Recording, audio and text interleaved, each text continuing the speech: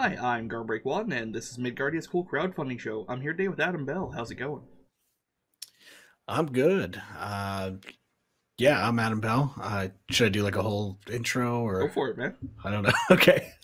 You can find me like anywhere on the internet at Adam E. Bell and find games that I make at adamebell.games. That's most of it. The wonders of modern TLDs. It's so much easier to get, Yeah. like, good web addresses now. Yeah, it is. Got, like, goblin.bet. Yeah, good times. Um, so you're here today to talk about Grasping Nettles, so why don't you tell us a little bit about it? Sure, yeah. Grasping Nettles is a world building game that I have made, and I'm currently running a Zine Quest Kickstarter for. It's going to go for another week and a day, I think. It is a game about building a community and kind of telling its story over the course of a few generations. So, in the game, you're going to be using a little central game board called the wheel, and that wheel has a bunch of different little actions on it that are you might be familiar with from a variety of other world building games. So you've got things like adding locations and creating new characters, creating factions, stuff like that. But there's a couple other ones in there as well, such as like advancing generations. So that is kind of there to whenever you're everybody's taking turns doing actions, and like things might eventually, as they do in this, stall out a little bit. Not stall out, but it's like, okay, we've kind of made everything that we need to make here.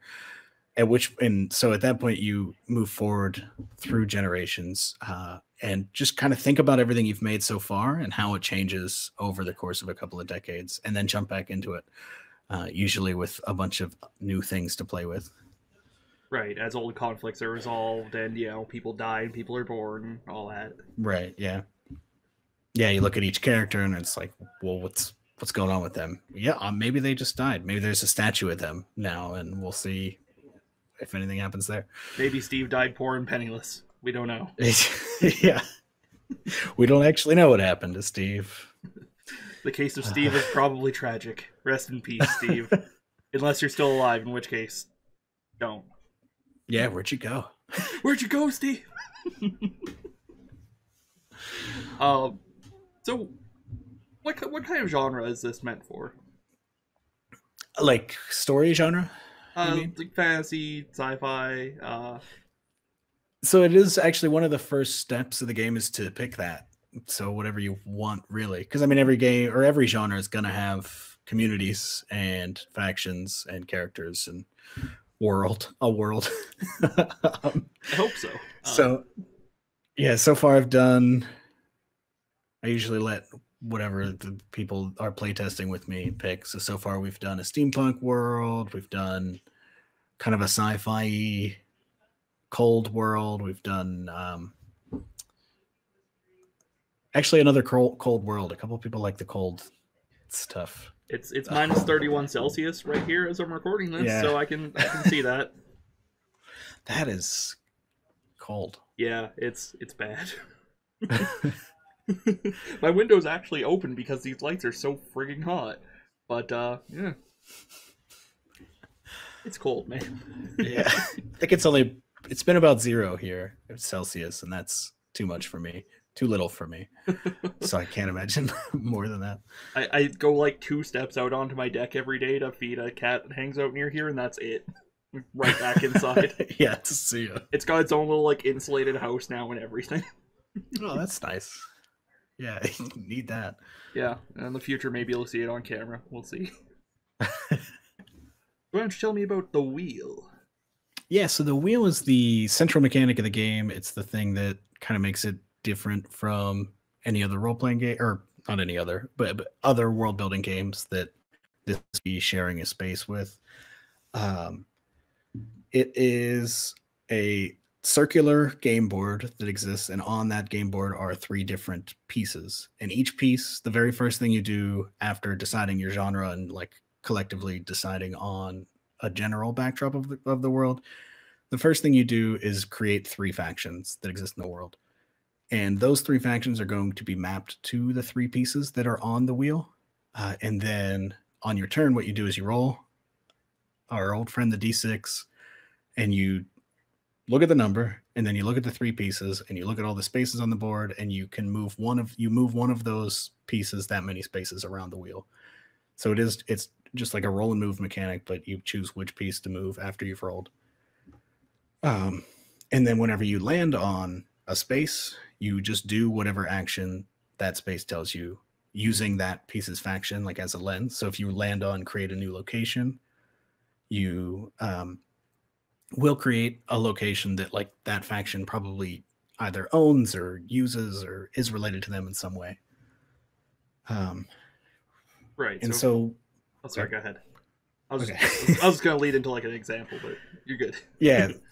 So like what that kind of facilitates is it restricts what you can do on every turn a little bit, but also makes you really think hard about what you want to do in the world, which for me is kind of the hard part playing a lot of world building games. Is like, there's so many things I could just make here.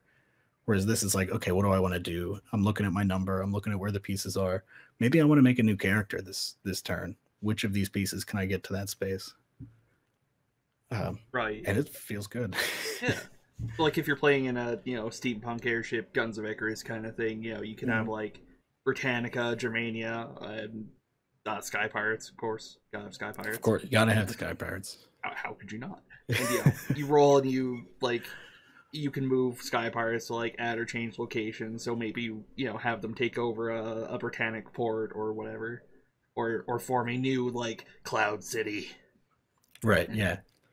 Yeah, and then that gets added, and then the add location it actually says add change location. So maybe in a future turn, somebody's like, oh, you know what about that Cloud City? What if there was a big, I don't know. What would you put in a big Cloud City? What if there was a big spire in it? And this is what they do there. Or you could maybe after that move that faction to the add new issue thing, and it's like, yeah, the spire has been on fire for a year. Keeps getting struck by lightning. It's a big problem. Yeah, it's a big problem. You got to handle it. And so then somebody's got to move. Like if you want that faction to do something about it, somebody has to move that faction's piece to the add new project space on the board, so that to show what this faction is going to actually be doing about the issue. Because I wanted that to show like there are issues that any community is going to face, and they're going to affect a variety of people, but like actually people need to decide to do something about them. Otherwise they're just going to keep getting worse. Right. So like maybe the Britannians, Britannic sounds really clunky. Britannians, I guess. Maybe they show up and like demolish the dang thing, so it starts getting struck by lightning routinely, or what have you. There we go. Fixed it. Done. Or if nobody addresses it, then once you get to the advanced generation and somebody is looking at all the cards on the board and being like, okay, what do I want to move forward? Oh, nobody addressed this issue. So it gets worse. Everything is getting struck by lightning all the time. No, it's just this like floating, abandoned, perpetually burning Cloud City. Don't worry about it. Yeah, it's fine. It's not a big deal. Actually sounds like a great location for an adventure. Yeah, wait. Which is a good segue into what I mean, if you've played world building games, you know that they're a great way to kind of start a new campaign of a different game. So you could jump in. I keep looking at Slayers behind you and being like, you could build out a city that you could play Slayers in if you like at the genre conversation at the very beginning of the game. If you're like, okay, we know that we're going to go and play Slayers after this. So our genre should be weird, ever expanding city that people can hunt monsters and stuff in. And then you play out the game, and by the end of it, you have, all the locations can be districts. Slayers is good. That's not what this is about. Slayers is good, but Slayers is good. Someday we'll ride on this channel. Someday. By we, I mean me, because it's always me who plays the weird, or who runs the weird stuff. Yeah, I get that. Everybody else is like, oh man, I should run some D&D 5e, and I'm like, I would like to do anything else. Yeah, just something, Look at all these cool games behind you. Yo. And then I keep interviewing people with really cool D&D 5e projects. I'm like, I want to play 5e. Damn it. So, do you move between the two rings on the wheel, or how does that work? Yeah, so the movement, there are two rings of the wheel, and the movement is just whenever you're moving a piece, you can't double back and you can't go counterclockwise, but you can bounce up and down between the two. So if you get a 6, you could go all the way around the wheel, or you could like be bouncing and move actually only like 2 spaces. Because it really, like I said, it's just about kind of forcing you to think about what you want and then making it happen. Right. Yeah. Sorry. It's all good. So why don't you tell me a little bit about the quick nettles? Yeah. So that is a section of the game that is going to be in the back of the book where I'm hiring a bunch of people to write some worlds that you could start on. So I know a lot of times I'll sit down to try to play a world building game and everybody's like, I don't know if we have it in us to do all of this creative work at the beginning. So the quick nettles are intended to just set you up with a world that somebody else wrote the basics of. Somebody gave you an outline, and then you jump in and start expanding on it and making it your own. But it kind of takes care of that that first step of the game for you, because I think I've come to realize over a little bit of designing that it's good to give people ways to skip parts of your game, because I like all the parts of the game, but like maybe people don't want to just start from scratch, and so give them that option. And also you can get people to put cool words and worlds into your game, which is good. Yeah, like Starless Autumn, which sounds absolutely amazing. Yeah. Yeah, that one's gonna be cool. That's the mech floating through space with sentient plants living aboard it, trying to direct it. I want to play in that. Me I too, definitely want dude. to play in that. I'm not sure what I'd play in it, but Right. I want to. Maybe get like a generation ship from Legacy back there. Yeah, Yeah. we're thinking now. There we go. From that one little seed, all the brain juices are flowing. Yeah. That's the idea. Is there anything else you'd like to bring up about grasping nettles, or whatever else cool stuff you got on the burners? Um, I don't know if there is. I feel like we covered most of it. It's a fairly simple game. You can go get it at you can either search for Grasping Nettles on Kickstarter or just go to kickstarter.adamybell.games. That'll take you right to it. Also, a link right below this. Yeah, cool. Thank you. Courteous and smart.